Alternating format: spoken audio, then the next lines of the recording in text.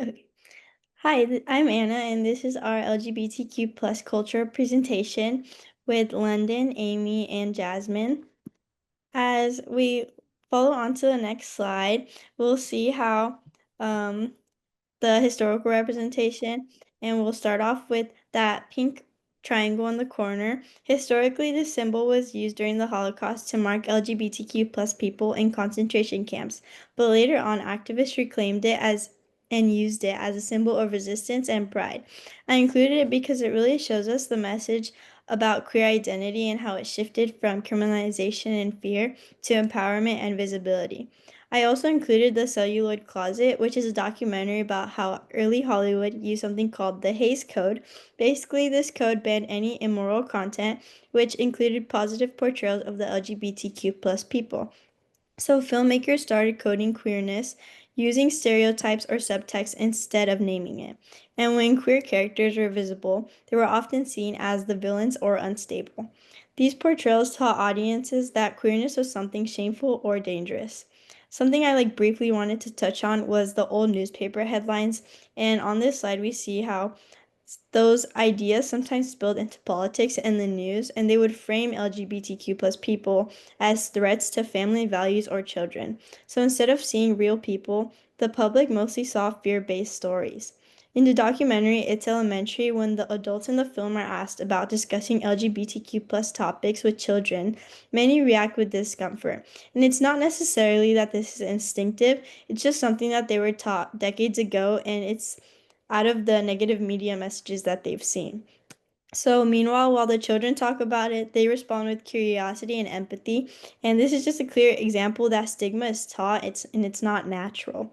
So, as we move on to the next slide, we see that even though representation today has improved a lot, some of those old patterns are still around, just in different forms.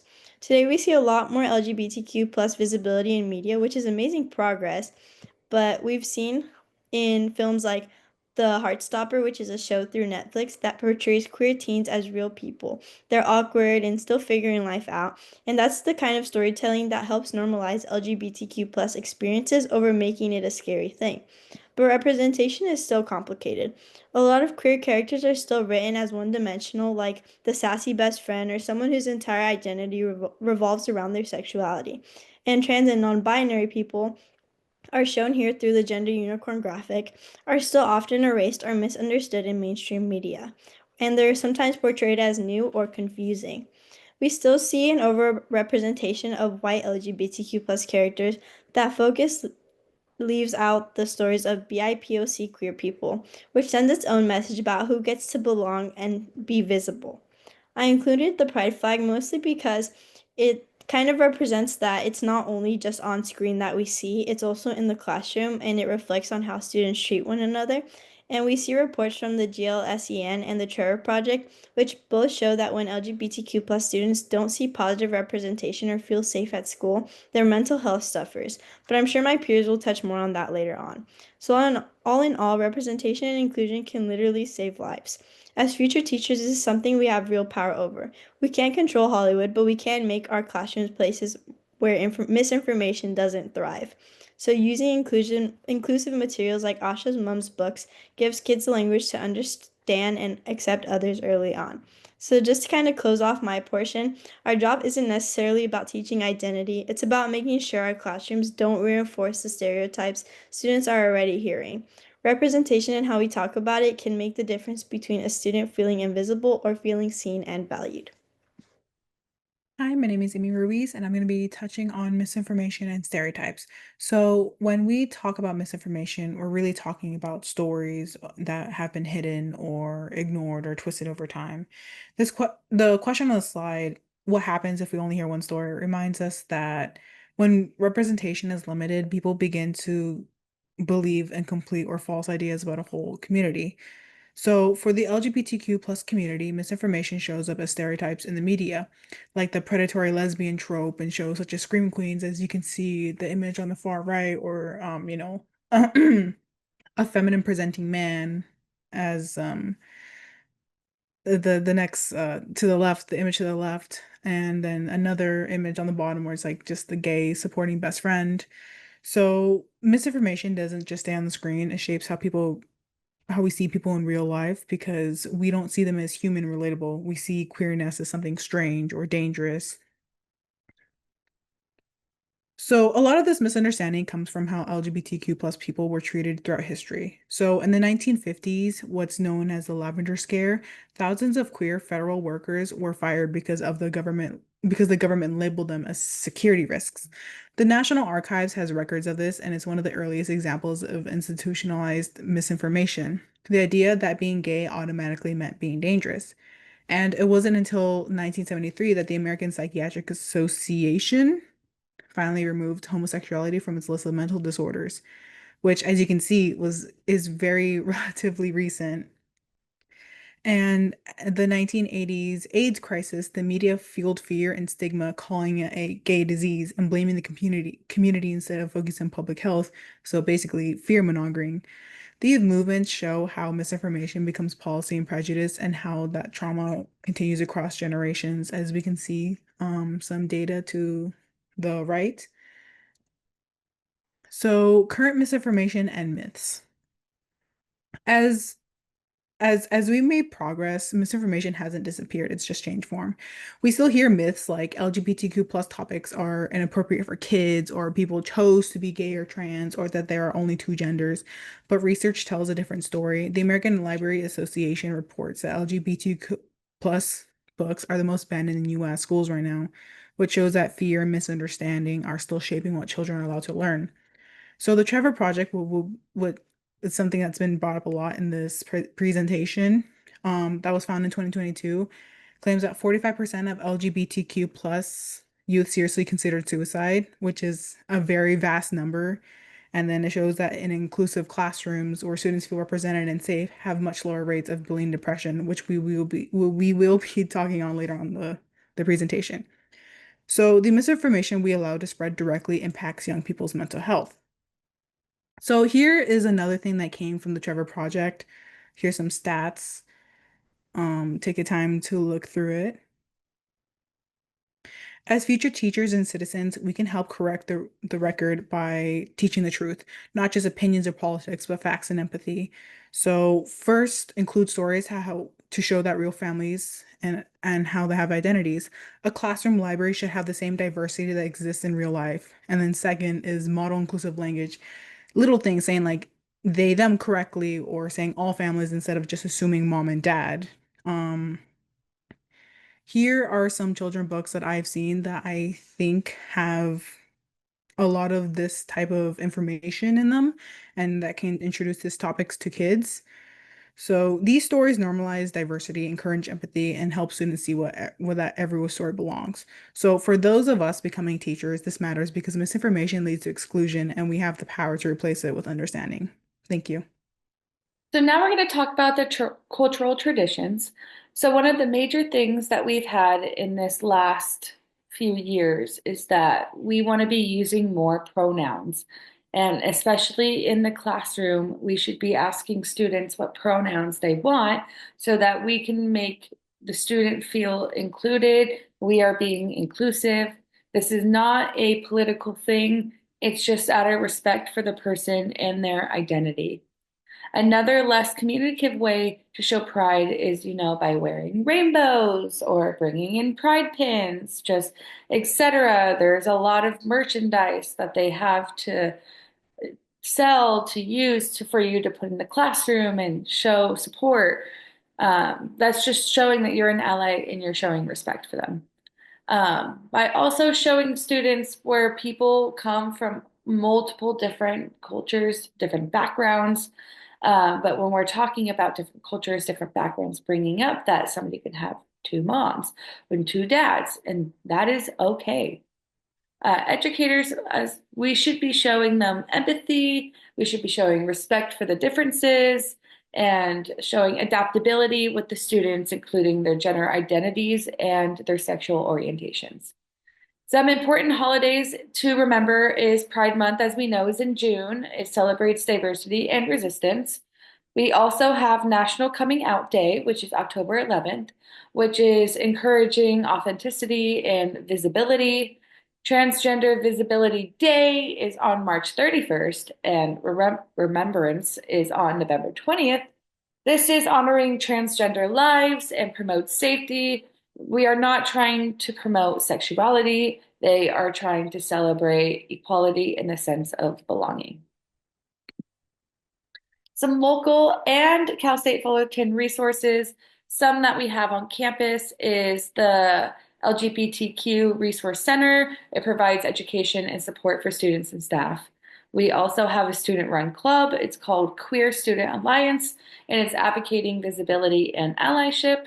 We also have tightened Allies training. It teaches staff and students to build inclusive, affirming spaces. LGBTQ Center OC in Santa Ana provides community education for youth programs and counseling. And the last but not least, we have the One Archives in USC, and it is one of the largest LGBTQ plus history archives in the US. Now let's talk about some statistics.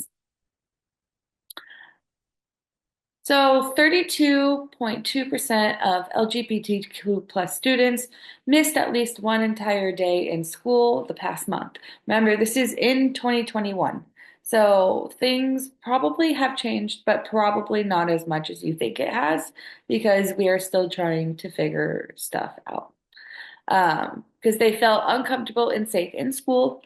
11% missed 4 or more days in the past month, showing that when these kids go to school, they do not feel safe around their students and staff because they feel like they're going to get attacked or bullied or who knows what goes on. 68% of LGBTQ plus students felt unsafe at school because of their sexual orientation, their gender identity, or their gender characteristics. I know half of them because of their sexual orientation, a little less than half because of their gender expression, and 40% solely on the base of their gender. Here's just a little pie chart, just kind of showing a visual representation. Now we're going to talk about the mental health. Mental health is very, ooh, my bad. Mental health is very important when it comes to people in general. 41% of the LGBTQ young people seriously considered attempting suicide in the last year. 14% of the young people attempted suicide in the last year. Nearly 1 out of 5 transgender and non-binary people. To the right is a little chart from the Trevor Project, which is one of the most well-known advocates for um, LGBTQ. It's just kind of showing you a visual. And lastly, we're going to talk about poverty and homelessness. So poverty and homelessness have gone down compare with the comparative of um, straight people. So white LGBTQ plus people showed a bigger decline in poverty compared to straight white people. It was 16% in 2020 and went down to 13 in 2021. For people of color as a whole, LGBTQ plus people of color had higher rates of poverty than straight cisgender white people. Both groups showed a similar decline in poverty, went from 33 to 25 to 27 to 20. And then to the right, you can see there's just a little chart just kind of showing between the white and the people of color. This was from the Williams Institute School of Law, just kind of showing you a visual representation between, you know, white and people of color and straight and LGBT. And thank you for listening. Hello, everybody. My name is Jasmine Jones, and today I will be going over a couple things. One of those being the classroom applications for the LGBTQ plus community. So we can incorporate LGBTQ plus ideas into the classroom through creating an inclusive and welcoming environment for those students. So this could be using inclusive language, such as instead of saying girls or boys, saying students, everyone, or even if this works for you, friends is a really big one with the littles especially. So friends is a good one. This also means respecting pronouns, so she, her, they, them, he, his. And also lots of representation in classroom materials. So this could be displaying classroom posters, having different books for different types of communities and different types of people. And having examples that show diverse families and identities within your classroom. And the next one is integrating LGBTQ plus content across many different subjects. So this could look very different depending on the age group that you are teaching. So reading and discussing books with LGBTQ plus themes. This could be highlighting certain figures who have been monumental in these types of groups and analyzing themes of identity and love. Some ideas for history and social studies is just highlighting those figures such as Harvey Milk or Marsha P. Johnson. And as far as those reading and discussing books go, there's so many different books written by LGBTQ authors, and that's a great way to incorporate them as well. And the last one is institutional and community support. So this mainly would be on more of the teacher and like administrative level. So having professional development, which includes attending certain trainings for LGBTQ plus inclusion, if they're offered. And this could look very different to many different schools, but you could also have curriculum audits too. And this kind of helps schools review the material that they are teaching to their children. And this ensures that there's representation and it avoids a lot of bias. So that's another good way. And then also starting clubs. So GSA clubs are a really big one, whether you want to start one, support one, or just learn more about one. Those are very good ways to incorporate LGBTQ plus ideas into the classroom. And for some classroom activities, so these are a couple that I picked, and the Pride Flag art activity is a really fun one. Even though Pride Month is during June and school may not be in session, there are summer schools that happen, so this would be a good way to get them involved and just teach them. And this is a really cool activity because it consists of you having a piece of paper and having all the colors on the pride flag. So red represents life, orange is healing, yellow is sunlight, green is nature, indigo is harmony, and violet is spirit. And another way we could incorporate LGBTQ plus content into the classroom is a mock pride parade. I find this one to be super fun and it encourages students' creative expression and community awareness. So this is a really great idea, especially for those older kiddos. And we have an LGBTQ plus History Month idea. So this would ultimately deepen the knowledge about the historical context and struggles of the LGBTQ plus community. So this activity would look like each student researches an event or a person that is significant to this history, and they create a poster or a digital presentation. And a way that we could display is arranging it around the classroom or even having a school-wide art exhibit in some sort of way. So that would be really great. And then we could also have discussions. So things like Socratic seminars, and this encourages students to explore how history has shaped the current landscape for LGBTQ plus individuals. And we can discuss the changes that have happened over time.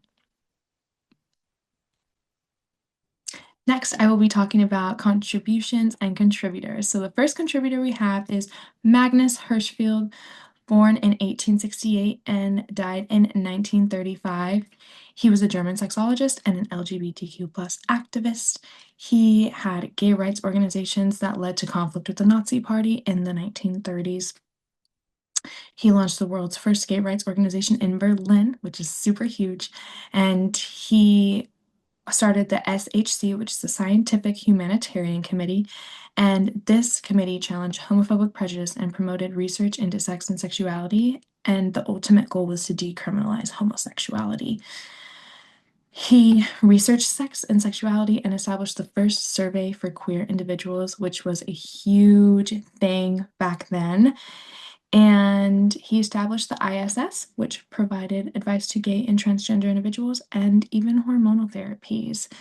And he was really big on the debate in 1898 that challenged homosexuality in the German parliament. This was about paragraph 175, which made homosexuality illegal in Germany.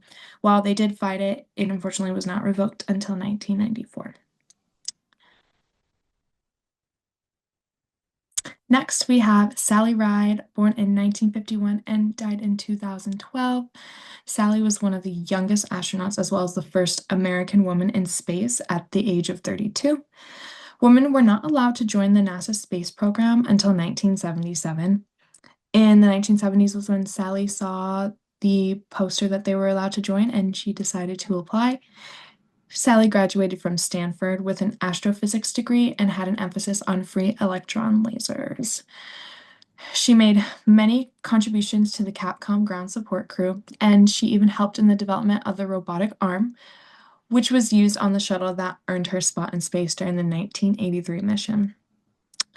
There's also Sally Ride Science, which is a nonprofit, and they provide scientific programs for young girls, which is really amazing. Next, we have Alan L. Hart, born in 1890 and died in 1962. He was the first transgender man in the United States to transition through surgery, and he graduated from the University of Oregon Medical School in 1917 with an MA in radiology. Alan L. Hart proposed the idea of using the X-ray to detect early signs of tuberculosis, which allows him to save thousands of people.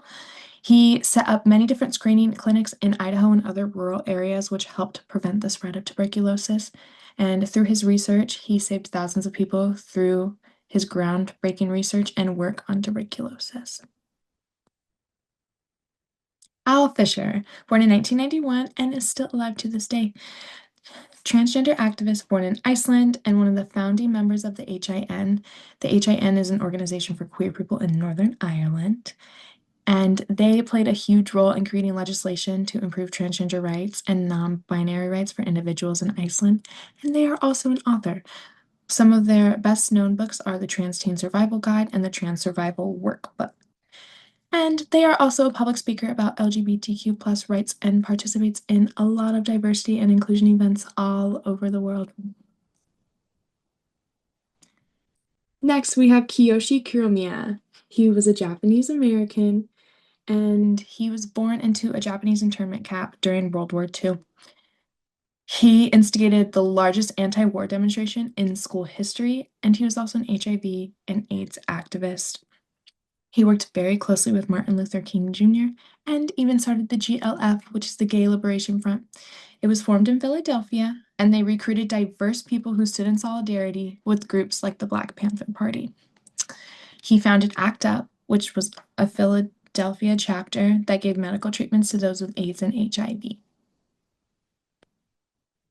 Last but certainly not least, we have Gladys Bentley. Gladys Bentley was a drag king, and they started their career at Harry Hansberry's Clam House, which was one of the most notorious gay speakeasies in New York City. They were mostly known for being one of the very few financially successful Black women in the United States during the 1920s. And the signature tuxedo and top hat, which envisioned her persona perfectly. They were a model of resistance and helped open the envelope of gender, sexuality, and race during the 1920s and 1930s. So this is our LGBTQ plus infographic. It includes resources, places to visit, books for adults and children, and even holidays. So perfect. Thank you so much.